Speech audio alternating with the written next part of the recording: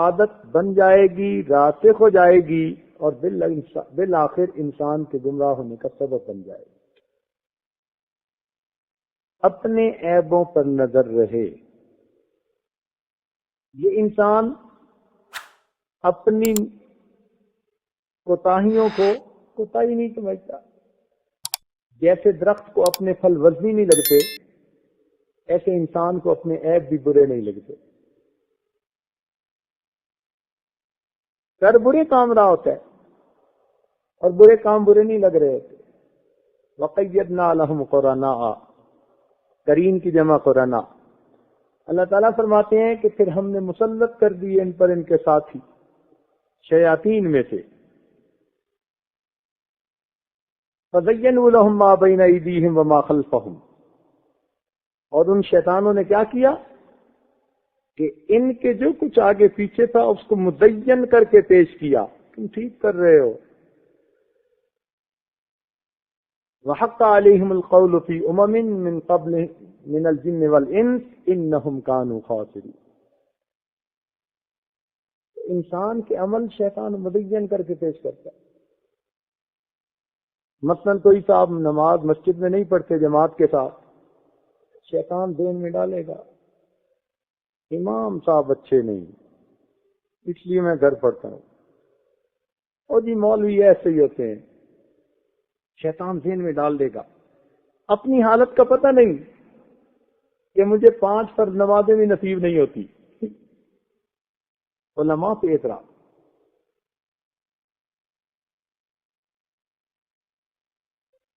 Business میں الٹا کام کرے گا، اور جی کیا کریں سبھی کرتے ہیں، اور جی کیا کریں سبھی کرتے ہیں۔ شیطان مزین کر دیتا ہے اعمال کو۔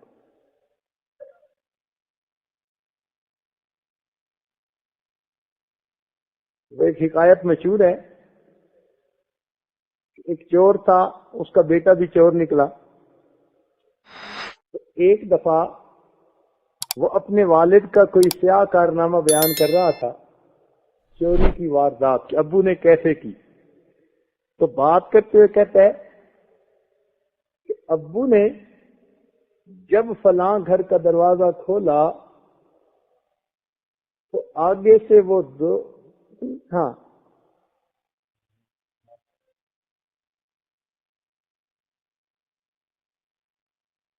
ایک لفظ درمیان میں اس نے استعمال کیا جو اس وقت ذہن میں نہیں آ رہا،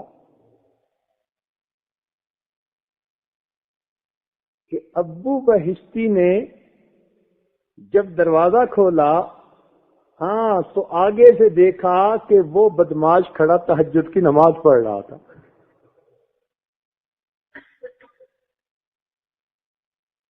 ابو بہشتی اور تہجد پڑھنے والا بدماش۔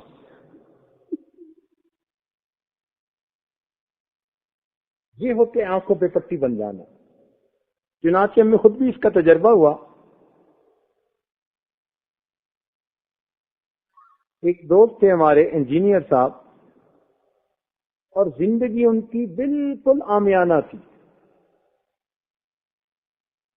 سنت سے بھی محروم، 5 فرض نمازوں سے بھی محروم، کبھی جمعہ پڑھ لیا تو پڑھ لیا، سگریٹ کی عادت ہے، ویڈیو ٹی وی دیکھتے ہیں، بدنظری کے مرتکب ہوتے ہیں، جھوٹ بھی بولتے ہیں، جھوٹی قسمیں بھی کھاتے ہیں، جو ایک عام زندگی ہوتی ہے غفلت بھری۔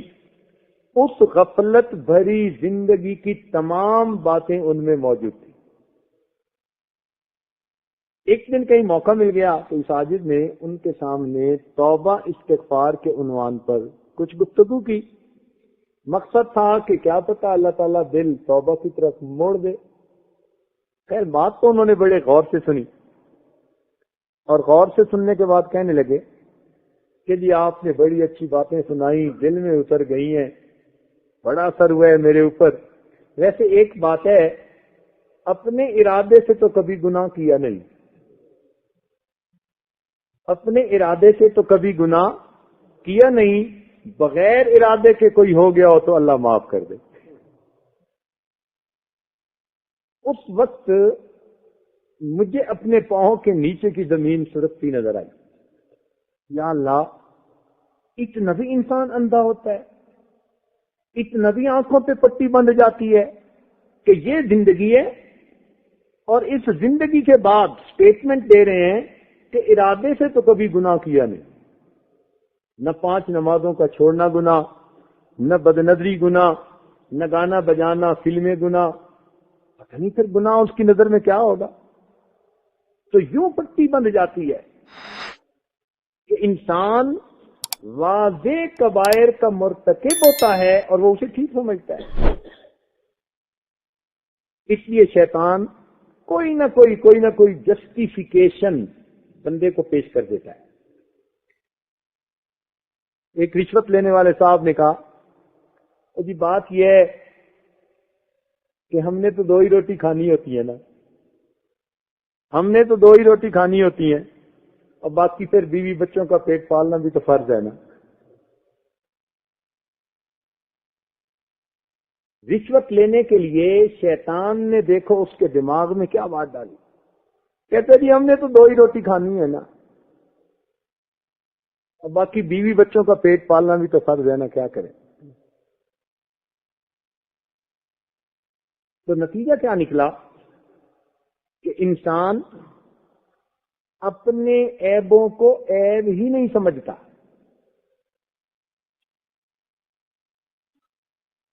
جب عیب ہی نہیں سمجھتا تو پھر توبہ کی توفیق ہی نہیں ملتی۔ تو اپنے عیبوں پہ نظر ہونا یہ اولیاء کی صفت ہے، دوسروں کے عیبوں پہ نظر ہونا یہ فساق کی عادت ہے، اور آج پہلی عادت ہمارے اندر نہیں، دوسری عادت زیادہ ہے۔ اس لیے آج کا عنوان رکھا گیا دید قصور، کہ ہمیں اپنے عیوب پر نظر ڈالنے کی عادت پڑ جائے۔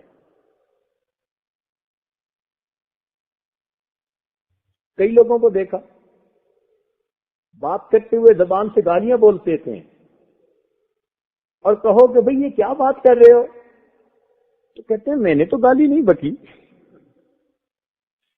خود زبان سے نکلتی ہے ایک بات، اپنے کان نہیں سنتے، اتنا بہرا ہوتا ہے انسان۔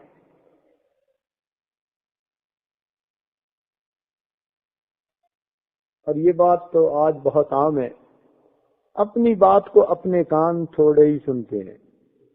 انسان بات سناتا ہے دوسروں کے لیے، کبھی تو دوسروں پہ اثر نہیں ہوتا۔ اس زبان سے نکلی ہوئی بات سننے کے لیے سب سے زیادہ قریب یہ کان ہے۔ اگر ان کانوں نے یہ بات نہ سنی، وہ کان کیسے سنیں گے جو اتنا دور بیٹھے ہوئے ہیں؟ تو لوگوں کا قصور نہیں، اپنا قصور ہے۔ ہم ہی نہیں اپنی بات سنتے کہ کیا کہہ رہے ہیں، ہم نے بھی تو اس پہ عمل کرنا ہے نا۔ مصلح بننا آسان ہے اور صالح بننا بڑا مشکل کام ہے۔ دوسروں کو روک ٹوک کر لیتا ہے بندہ، یہ نہ کرو وہ نہ کرو، یہ ایسے کرو وہ ایسے کرو، بڑی کمال کی تنقید کر لیتا ہے، لیکن صالح بن کر رہنا یہ بڑا مشکل کام ہے۔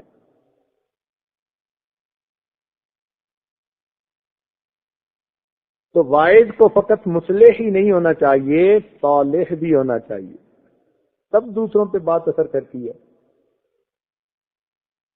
ہمارے بزرگ تو اس کا اتنا خیال کرتے تھے کہ واقعہ امام اعظم رحمۃ اللہ علیہ کے پاس ایک عورت بچہ لائی، جی سے منع کر دیں کہ یہ گڑ نہ کھایا کرے، تو میں کل لے آنا۔ وہ اگلے دن لے کے آ گئی، آپ نے کہا بچے گڑ نہ کھایا کرو، چلی گئی عورت، مگر جاتے جاتے ذہن میں خیال آیا، وہ کہنے لگی امام صاحب یہ بات تو کل بھی کر سکتے تھے، آپ نے مجھے خواہ مخواہ آج چکر ڈالا کہ پھر آنا، کل ہی کر دیتے۔ فرمان لگے کہ کل کیسے کرتا جبکہ خود میں نے ہی گڑ کھایا ہوا تھا، اس لیے آج کی بات کی کہ میں نہیں کھاؤں گا، پھر بچے کو منع کروں گا کہ بچے تم بھی گڑ نہ کھایا کر۔ تو ہمارے حضرات تو پہلے عمل کرتے تھے پھر بات کرتے تھے، پھر اس کا اثر ہوا کرتا تھا آگے.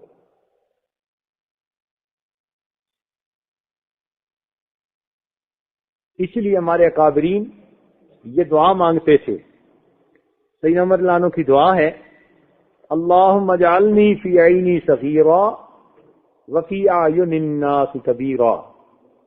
اے اللہ مجھے اپنی نگاہوں میں چھوٹا بنا دے مگر دوسروں کی نگاہوں میں مجھے بڑا موٹا بنا دے. اپنی نظر میں چھوٹا کیا مطلب کہ میرے سامنے میرے عیب واضح ہوں, مجھے اپنی اوقات کا پتہ ہو میں کیا ہوں, تاکہ میرے اندر تواضع پیدا ہو, عجب نہ ہو, خود پسندی نہ ہو, تکبر نہ ہو. اور دوسروں کی نظر میں مجھے بڑا بنا دے کا کیا مطلب کہ جب دوسروں کے دل میں عظمت اور محبت ہوگی تو دوسرے پھر بات مانیں گے نا. تو دوسروں میں نظر میں مجھے پروقار بنا دیجئے تاکہ میں دین کی بات کروں تو لوگ بخوشی اس کو قبول کر لیں. اس لیے ہمارے اکابرین فرماتے تھے کہ خود کو ایسے ظاہر کرو جیسے ہو, خود کو ایسے ظاہر کرو جیسے ہو, یا پھر ویسے بن جاؤ جیسے اپنے آپ کو ظاہر کرتے ہو. درنگی تو ختم ہونی چاہیے نا, یا تو جیسے ہیں ویسے اوپر سے بھی بنے, اور اگر نہیں تو پھر جیسے اوپر سے بنے ہوئے ہیں اندر سے بھی ایسے ہی بن جائے.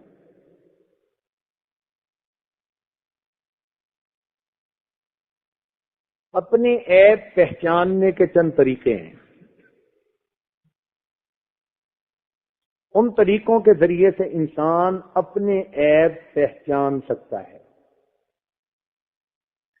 سب سے پہلا اس میں سے ایک کام کسی شیخ کامل کی صحبت میں رہنا, شیخ کامل کی زیر نظر رہنا.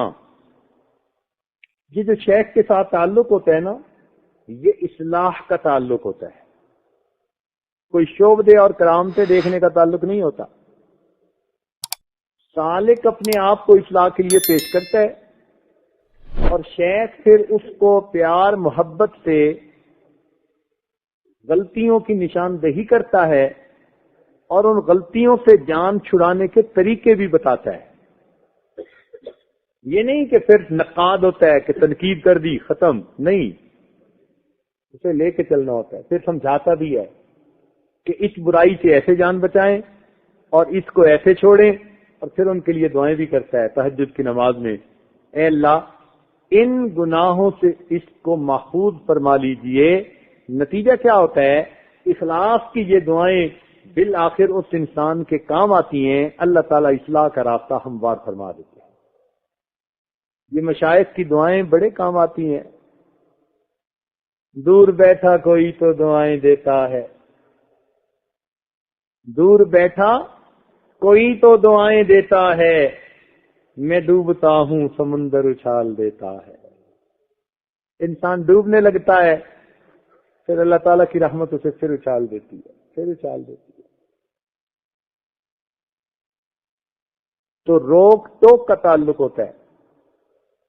اسی لیے ہمارے اکابر وہ فرماتے تھے کہ ہمارے مشائخ چپ شاہ نہیں ہوتے.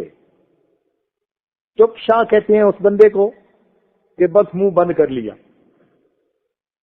بس مریدین سمجھ رہے ہیں پیر صاحب بہت پہنچے ہوئے ہیں. ہمارے ہاں چپ شاہ نہیں ہے, روک ٹوک چلتی ہے, کبھی محفل میں اور کبھی تنہائی میں. کبھی گرمی میں بات سمجھاتے ہیں اور کبھی نرمی سے بات سمجھاتے ہیں. نرمی بھی اللہ کے لیے ہوتی ہے, گرمی بھی اللہ کے لیے ہوتی ہے. مقصد ہوتا ہے اگلا بات سمجھ جائے. تو مشائخ پھر بات سمجھاتے ہیں, پیار سے بات سمجھاتے ہیں, اور اس میں بھی بڑی حکمت کا خیال کرتے ہیں. ہمارے حضرت مرشد عالم رحمت اللہ علیہ نے ایک دفعہ 2 بچوں کے بارے میں کوئی شکایت سنی کہ یہ سبق کی طرف دھیان نہیں دیتے اور کلاس میں بھی شرارتیں بیٹھ کے کرتے رہتے ہیں. ان کو سمجھانے کی ضرورت ہے۔ چنانچہ حضرت رحمۃ اللہ علیہ کی حکمت دیکھیے کہ آپ درس کے بعد کمرہ جماعت میں تشریف لائے اور استاد سے پوچھا کہ بتائیں آپ کی کلاس کے بچے کیسے پڑھ رہے ہیں؟ انہوں نے بتایا جی بہت اچھا پڑھ رہے ہیں جیسے ہوتا ہے۔ فرمان لگے کہ میں پھر کسی بچے کی منزل سنوں؟ ان کا ہاں جی۔ تو حضرت نے وہ جو بچے جس کی بات ہوتی اس کو کہا بھائی آپ فلاں پارہ یاد کر لو اور پھر ذرا مجھے کمرے میں آ کے ذرا سنا دینا منزل۔ اور دوسرے بچے کو چلتے چلتے ایک ہی سنانے آئے گا پوری کلاس میں، دوسرا کوئی نہیں سنائے گا، اچھا تم بھی سنا دینا۔ ان دونوں کو کہہ دیا، نہ استاد کو خبر نہ کلاس کو خبر کہ اصل اندر معاملہ کیا ہے۔ اب وہ دونوں بچے جب سنانے کے لیے آئے، حضرت نے پہلے علیحدہ علیحدہ تنبیہ فرمائی، پھر دونوں کو بیٹھ کر تنبیہ فرمائی، غلطی کی اصلاح بھی ہو گئی اور کسی بندے کو کانوں کان خبر بھی نہ ہوئی۔ یہ مشائخ کے اصلاح کا طریقہ ہوتا ہے، پتہ ہی نہیں چلتا کسی کو۔ دانا لوگ ہوتے ہیں، حکیم ہوتے ہیں، اور کبھی کبھی کچھ ایسی باتیں ہوتی ہیں کہ پھر بڑی محفل میں کھال اتارنی پڑتی ہے، اس کے بغیر کام جو نہیں چلتا۔